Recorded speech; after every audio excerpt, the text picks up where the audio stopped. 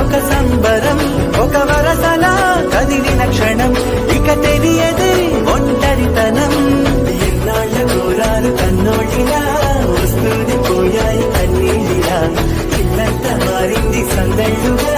మీరంతా విందాని వందేళ్ళిలా మనవారే వెనకుంటే మరణాన్నే మరిచేది మనసంతా వెలుగేన ఇక చీకటెళ్ళింది తెల్లారి నవ్వుతోనే